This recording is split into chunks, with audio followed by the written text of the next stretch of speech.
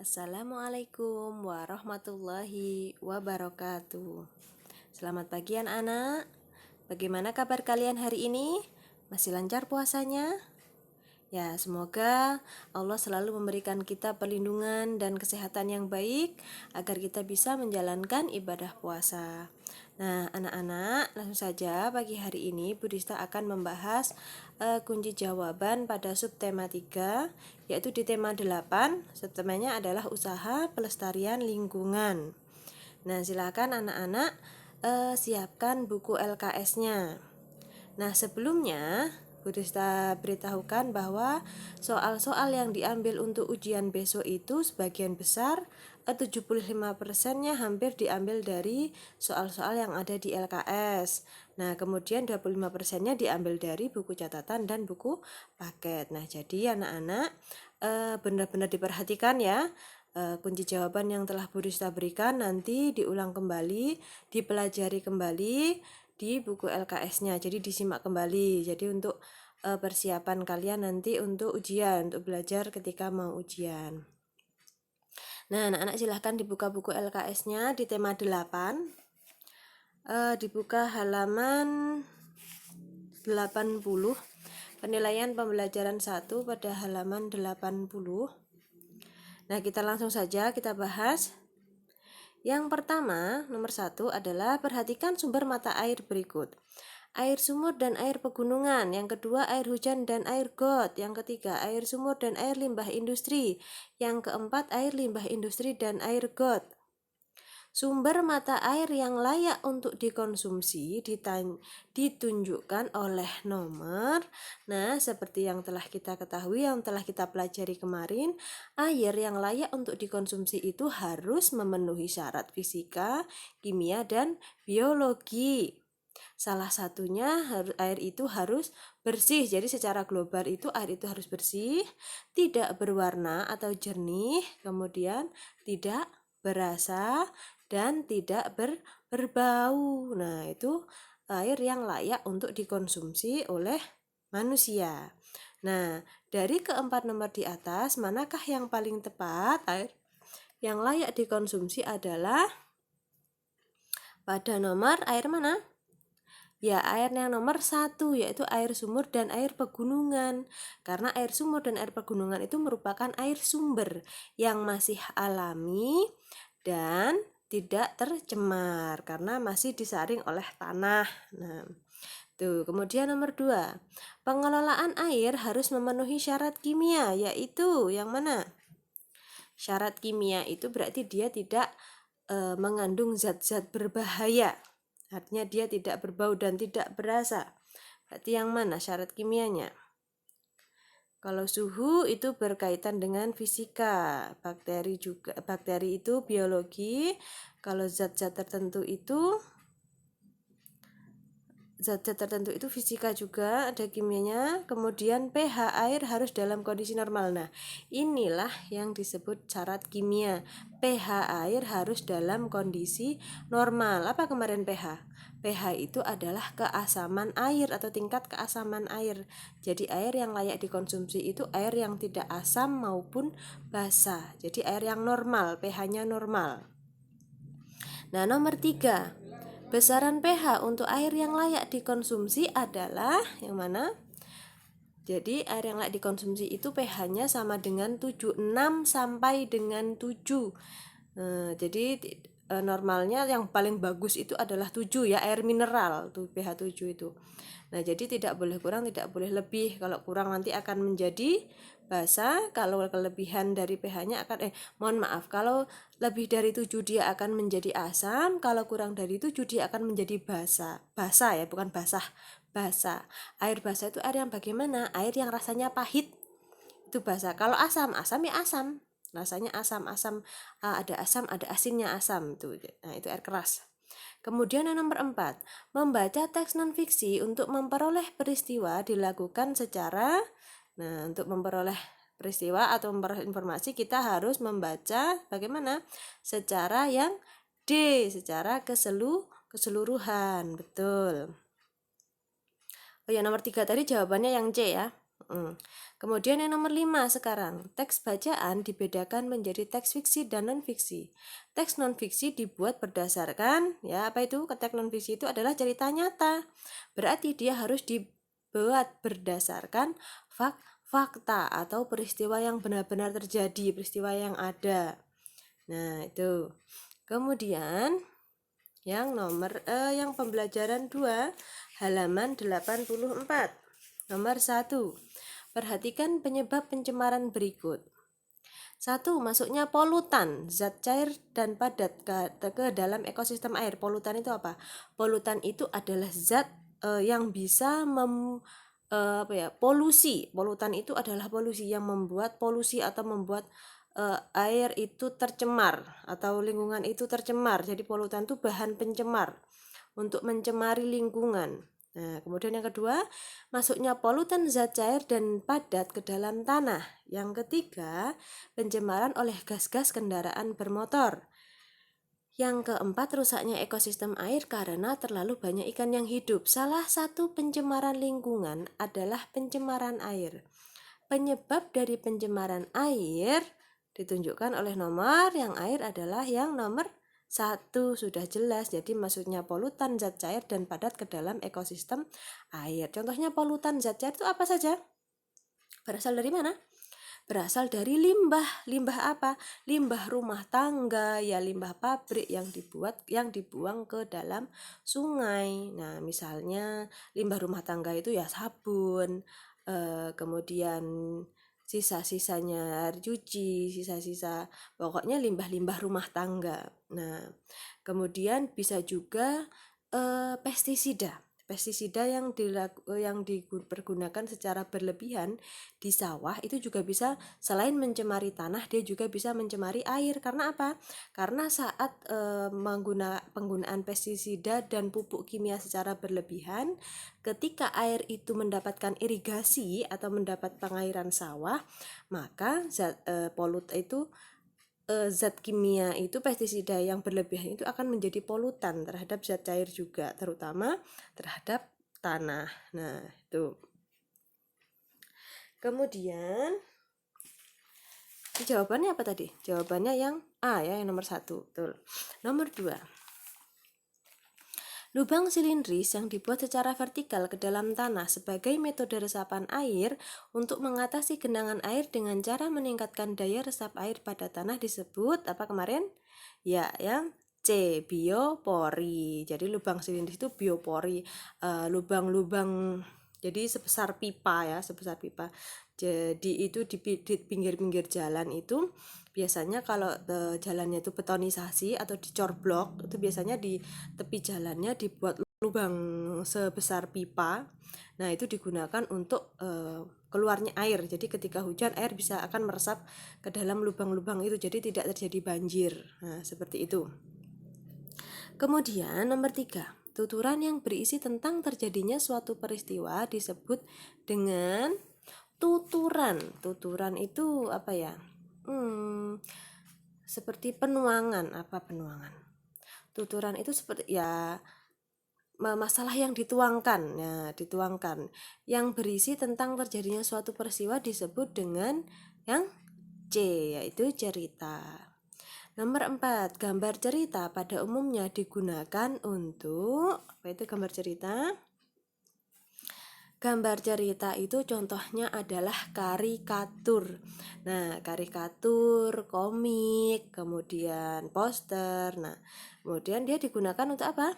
Digunakan untuk yang untuk B, menyindir seseorang, terutama karikatur ya. Karikatur itu yang biasanya kepalanya besar, gambar kartun yang kepalanya besar, badannya kecil, kemudian di bawahnya ada tulisan-tulisan. Nah, atau meme. Meme itu juga termasuk gambar cerita. Nah, digunakan untuk menyindir seseorang. Betul.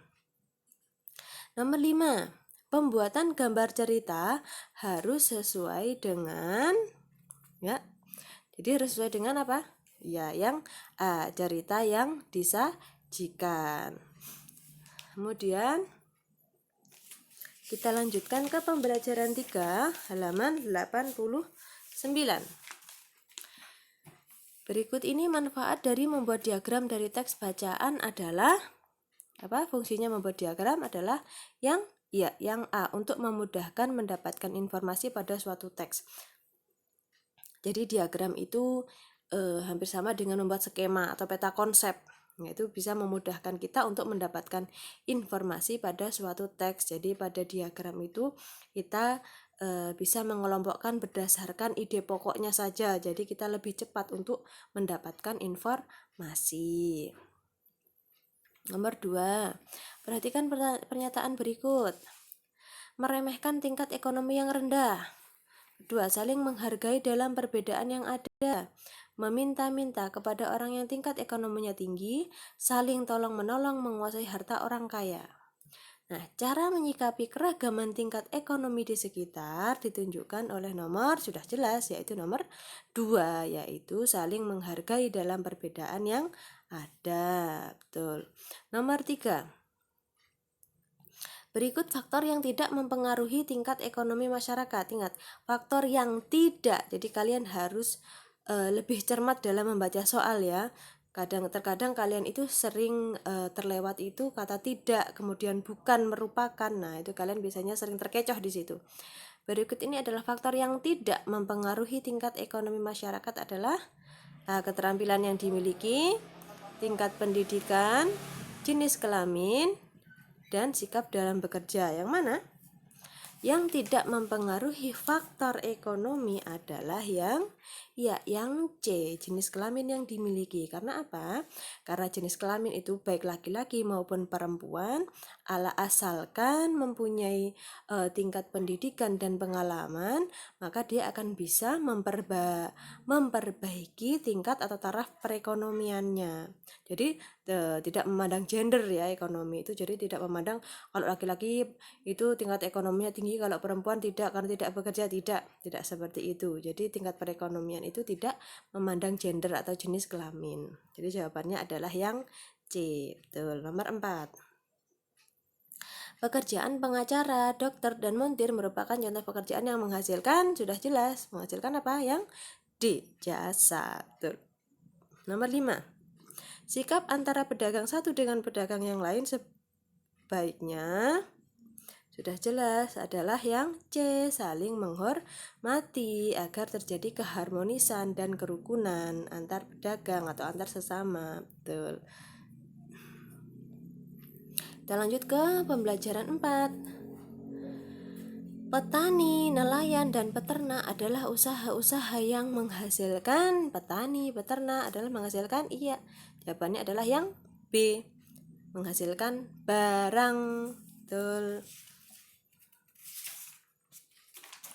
Nomor 2, perhatikan barang-barang berikut. Ada susu, padi, jagung, dan buku tulis. Hasil dari produksi agraris ditunjukkan oleh nomor. Agraris itu bidang pertanian. Berarti yang mana? Pertanian adalah nomor yang C, yaitu padi dan jagung, 2 dan 3. Betul. Nomor 3, alasan yang paling tepat mengapa kita harus menghargai setiap usaha ekonomi orang lain adalah, jawabannya adalah apa? Nomor 3? Iya, yang C, karena setiap orang itu memiliki etika dan moral sehingga kita harus saling menghargai. Betul, bukan hanya karena saling menguntungkan saja, tapi karena kita memiliki etika. Etika itu attitude. Apa ya attitude itu? Tindak tanduk. Nah, itu etika. Nomor 4, pada usaha kegiatan ekonomi, sikap berikut yang perlu dihindari adalah apa? Yaitu jawabannya adalah yang A, menghormati usaha orang lain dengan iri atas keberhasilan. Jadi kita tidak boleh iri dengan keberhasilan orang lain. Kita harus berlapang dada. Karena apa? Karena rezeki, jodoh, mati itu sudah ada yang mengatur, sudah adalah takdir Allah. Jadi kita tidak boleh iri. Apabila kita sekarang ini masih belum berhasil atau masih gagal dalam berusaha, jangan pantang menyerah. Nah, jadi kita harus selalu berusaha. Kita harus berpositif kepada Allah bahwa nanti Allah akan mengkhianati usaha hambanya, makhluknya. Nah, tapi jangan lupa diiringi dengan doa. Jadi kita tidak boleh iri dengan keberhasilan orang lain. Betul. Jawabannya yang A. Nomor 5. Cara yang dapat dilakukan untuk dapat menemukan informasi yang akurat dalam teks adalah sudah jelas membaca dengan cermat. Betul, yang A. Jadi untuk menemukan informasi yang akurat itu harus dibaca dengan cermat dan teliti. Jadi kalian bisa tahu informasi apa yang didapat. Kalau kalian hanya membacanya sekilas, kemudian membacanya dengan cepat-cepat, maka kalian tidak akan mendapatkan informasi yang tepat atau yang akurat. Nah, tuh. Lanjut ke pembelajaran 5. Perhatikan contoh teks berikut. Yang pertama ada cerpen, kemudian fabel. Cerpen itu cerita pendek, fabel itu adalah cerita tentang binatang, contohnya si kancil, itu disebut dengan fabel. Kemudian dongeng. Dongeng itu seperti ceritanya Malin Kundang. Nah, kemudian laporan itu laporan pengamatan. Contoh teks non-fiksi ditunjukkan oleh nomor. Non-fiksi itu adalah berdasarkan cerita fakta atau nyata, ya kan? Jadi harus berdasarkan pengalaman yang benar-benar terjadi, tidak boleh mengarang. Nah, berarti yang mana? Ya, adalah yang D, yang nomor 4 adalah laporan. Jadi kalau laporan itu tidak boleh berhayal, tidak boleh ngarang. Laporan itu harus sesuai dengan data yang ada di lapangan atau data yang sesuai dengan penelitian atau pengamatan. Betul. Nomor 2. Cara untuk menemukan informasi secara akurat dalam sebuah teks adalah tadi sudah, yaitu membaca kalimat awal, membaca teks secara berulang, membaca kalimat akhir saja, jawabannya adalah sudah pasti yang B, membaca teks secara berulang. Dengan cara membaca berulang, kita akan menjadi lebih paham. Nah, nomor 3, sebagai manusia kita harus turut serta menjaga kelestarian air di bumi karena sudah pasti yang A, air merupakan sumber daya alam yang penting bagi penunjang kehidupan makhluk yang ada di bumi. Kalau tidak ada air, maka kehidupan di bumi ini akan musnah karena air itu adalah sumber utama kehidupan di bumi. Nah, itu jadi jawabannya yang A. Nomor 4, kurangnya cadangan air dapat diatasi dengan cara membuat apa? Penghijauan kembali hutan gundul dengan cara penghijauan atau menanam kembali hutan-hutan yang gundul. Nah, itu adalah untuk mendapatkan cadangan air. Karena apa? Karena akar tanaman itu bisa mengikat air yang akan dijadikan sebagai cadangan air ketika musim kemarau tiba. Betul. Nomor 5. Jadi jawabannya yang C. Nomor 5. Teknik yang digunakan dalam membuat gambar cerita dengan alat seperti gambar. Itu alat apa itu? Krayon. Nah, menggunakan teknik apa itu? Kalau krayon sudah jelas pakai teknik kering, yang A. Betul. Sekarang pembelajaran 6. Berikut ini kegiatan yang terdapat pada tahapan penyelesaian dalam membuat cerita, yaitu pada saat membuat cerita, tahapan penyelesaian atau tahapan yang paling akhir itu adalah yang apa? D, memberi warna. Jadi setelah membuat sketsa, setelah menentukan tema, membuat judul, membuat sketsa, kemudian menggambar. Nah, baru yang terakhir adalah memberi warna agar gambar tersebut bisa menjadi lebih indah, lebih bagus. Nomor 2. Pada jenis teks non-fiksi, peristiwa yang diceritakan dalam teks merupakan non-fiksi, berarti faktual, fakta nyata. Berarti jawabannya adalah yang B, faktual di masyarakat, tentang nyata. Nomor 3. Perhatikan judul bacaan berikut. Ada Hikayat Bayan Budiman, Dongeng Negeri di Langit, Proses Terbentuknya Salju, Kisah Pak Tani dan Kancil. Nah, judul bacaan yang termasuk teks non-fiksi yang nyata ditunjukkan oleh nomor, sudah jelas nomor 3, yaitu proses terbentuknya salju. Kalau kita bercerita tentang proses terbentuknya salju, tidak mungkin berbohong dan tidak mungkin berhayal, karena memang benar-benar ada proses terbentuknya salju secara ilmiah, itu secara alam, terbentuknya alam itu memang ada. Ya, jadi jawabannya adalah yang nomor 3, yang C. Nomor 4. Berikut ini contoh sikap toleransi budaya, yaitu budaya. Yang A. Menghargai profesi orang lain, menghormati hari besar agama lain. C. Mempelajari bahasa daerah sendiri, mengapresiasi pertunjukan seni tari. Nah, yang budaya adalah yang sudah jelas yang D, yaitu mengapresiasi pertunjukan seni tari daerah lain. Jadi kita tidak boleh mengejek. Betul. Yang D nomor 5. Sikap kita bila ada pertunjukan budaya di daerah sekitar kita adalah apa? Sudah jelas yang A, yaitu ikut menonton pertunjukan budaya. Nah, dengan menonton atau melihat pertunjukan budaya sama saja kita dengan mengapresiasi atau menghargai. Nah, kita akan jadi tahu budaya-budaya yang ada di sekitar kita, yang ada di negara kita ini, di Indonesia kita ini. Nah, karena negara kita memang kaya akan budaya. Karena apa? Karena terdiri dari beribu-ribu pulau, berpulau-pulau. Nah, seperti itu. Nah, baiklah anak-anak. Kita sudah selesai pembahasan penilaian pembelajaran 1 sampai pembelajaran 6 hari ini. Nah, Burista berharap kalian bisa mencerna atau kalian bisa memahami pelajaran yang ada di tema 8 ini dengan baik, sehingga nanti kalian bisa menjawab soal-soal ujian dengan baik. Nah, jangan lupa tetap belajar dan berdoa agar nanti nilai kalian ketika ujian itu mendapatkan nilai yang terbaik. Nah, anak-anak, untuk tema 9 nanti akan Burista buatkan video berikutnya. Untuk penilaian harian dan evaluasi tema, kunci jawabannya menyusul ya. Nah, nanti akan Burista share juga di classroom-nya.